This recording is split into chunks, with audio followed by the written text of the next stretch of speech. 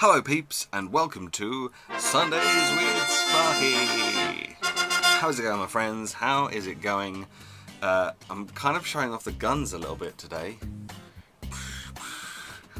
It wasn't planned, it's just really quite hot today, and I've had to shut the window because everyone and their mother are mowing the lawn and doing gardening and stuff out the front and just making lots of noise. So I'm hoping you don't pick that up, and I'm hoping you don't pick up their mother. So we're going to talk about movies and games and stuff, because that's what we do here. If you're new to the channel and you haven't seen one of these before, we have a little bit of a chat about stuff that's going on with the channel as well. We're going to start off with a little review of what I've done this week. So we had the Big Deck Players Club Hearthstone podcast thing on Monday with Bumpy and Grayson. That was a lot of fun. The audio for that is a bit off towards the end, but all the voices and stuff are fine because we record them separately. It's just the game audio was a bit out of sync with the video, so I don't know why, but hopefully that'll be fixed from now on. On Wednesday I did my own 3-star challenge with Grayson, so he kind of took my role as the cameraman, I guess, as the kind of ride-along guy, and I actually was the one that was being timed, and that went quite well, but it could have gone a lot better. I'm not gonna lie, it could have gone a lot better. I have this tendency of messing it up for other people when I do these things, purely by accident. I never mean to do it on purpose, it just kind of happens. Which, if you've seen any of the bloopers and outtakes videos that I've done, you'll know that to be true. And I kind of just did it to myself this time. I just ruined it for myself. So it could have been really good. It potentially could have been amazing, and I could have got top of the leaderboard. But I didn't. Spoilers. But watch it, and you'll see for yourself.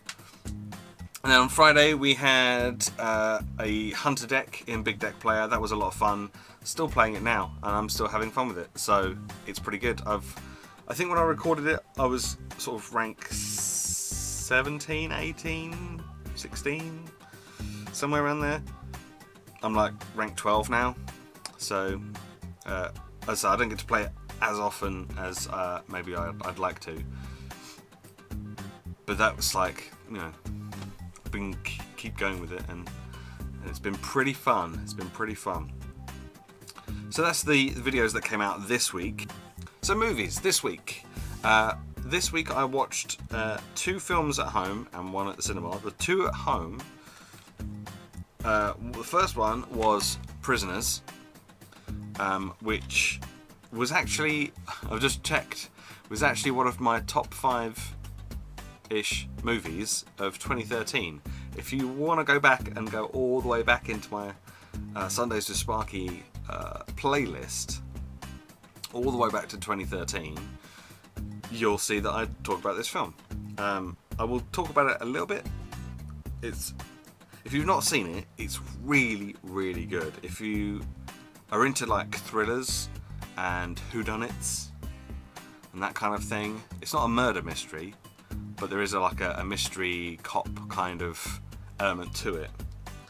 Hugh Jackman, Jake Gyllenhaal, and just brilliant. And the performances from everyone in the cast was fantastic. I'm not sure who directed it.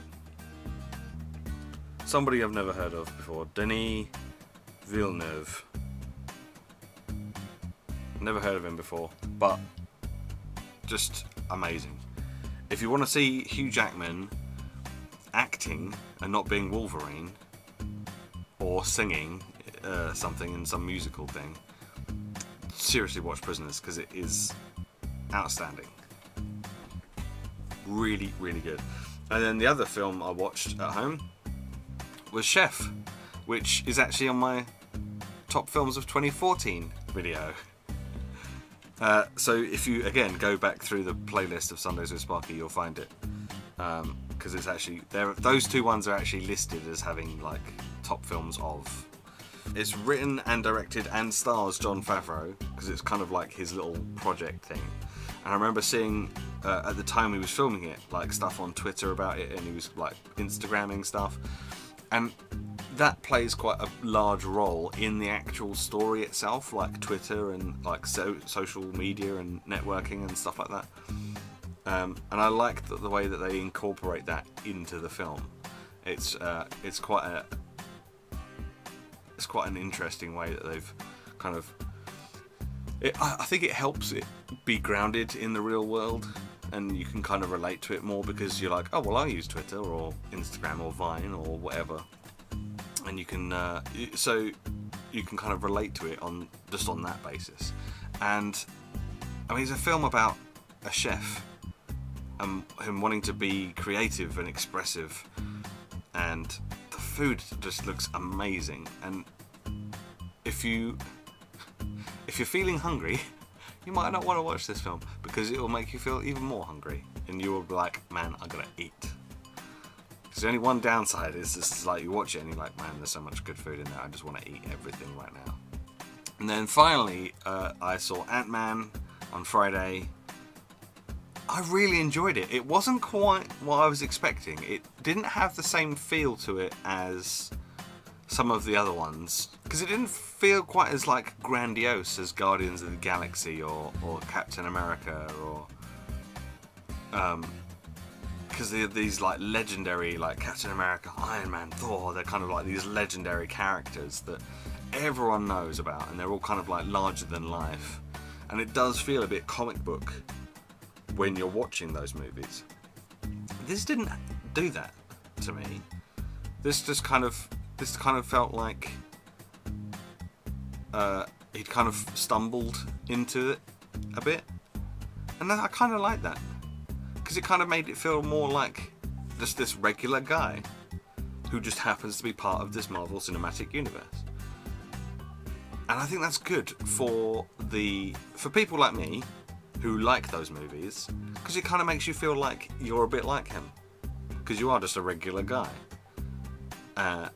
and you're sort of you are involved as far as, you know, watching and seeing the movies and stuff, and you know, all the fandom, and you know, they wouldn't be making these films if people like us didn't exist to watch them in the first place. So you are kind of involved in a way, but I just like that whole kind of like just a regular guy who just kind of manages to get involved with this amazing world of superheroes. I use the word superheroes because they're not all super. Iron Man isn't a super, he doesn't have superpowers. The same as Batman. Batman does not have superpowers. But they're still heroes. Or anti-heroes, if you like. But I really liked it. I really liked it. It was nice to see Michael Keaton doing something, because I haven't seen Michael Keaton do anything for a while. So it was nice to see him playing the part of Hank Pym, the scientist. The yellow jacket suit was really cool, and I'm kind of sad that it was the bad guy, because it looks badass, that yellow jacket. Even though it's got yellow on it, and I'm not a big fan of yellow, it still looked pretty cool. Yellow and black. Black makes everything else, every other colour, look pretty cool. So, you know, you can put blue and black, red and black, yellow and black, green and black, pink and black. It's all going to look good. So, yeah, it was fine. It was fine. I really liked it. It was funny in the right places. The pacing was good. The thing that annoyed me about Age of Ultron was that the pacing was just non-stop. There was no pause, or there was no real slow down. And if it did slow down a little, it would be then right back up again, and it was just like constant pow, pow, pow, pow, pow. This one took its time a bit more. It introduced the character, it introduced his kind of backstory and his family and his friends, and kind of brought you into it gently. I was quite sad that it ended when it did, actually. I could have sat there for like another hour, probably, and watched even more of it. I don't think I like it as much as I liked Guardians of the Galaxy or Captain America Winter Soldier. I think I like those two more, but from a new character, from a brand new kind of IP, this was very, very good. And if you're into Marvel stuff, you're probably going to go and watch it anyway. You probably don't need me to tell you to go and watch it, because you've probably already seen it, in fact. But if you haven't, and you're like, I don't know, I would suggest you go and see it. I was always a bit skeptical about this one because when I first heard about it, obviously Edgar Wright was going to be writing and directing it. Oh God, tripping over my tongue today. And then there was a bit of a argument between Edgar Wright and the Marvel Studios and stuff, and so he left, but they still credit him as being a writer and a producer on the film. So I think they kept most of his script. I don't know if they've kept all of his script because it was Edgar Wright and somebody else. I'm sad obviously that he didn't have more of a part in it, because I would have liked to have seen him have more of a part in it, because I'm quite a fan of his other stuff, like all the Cornetto trilogy and Scott Pilgrim. Love those movies. So I would have liked to have seen him do it, but these things happen, and I still really enjoyed the film. So if you're interested in it and you're a little bit kind of like, oh, I don't know, it could be a bit Paul Rudd, I'm not sure that Paul Rudd could really pull this off. Paul Rudd does a fantastic job. Does a fantastic job because he's not playing someone that he could never be, like Thor or Captain America. He's playing he's basically playing an ex-criminal who happens to find a suit. I think that's everything that I wanted to speak to you about. There's a Hearthstone announcement coming out in 3 days. I think it's probably going to be the new expansion announcement, but we'll probably talk about that in the podcast that we record this week. Anyway, I'm going to go. I will speak to you next Sunday. We'll talk about more movies and video games and stuff. Okay, I'm going to go now. Alright, thanks very much for watching. I will see you next week. Goodbye.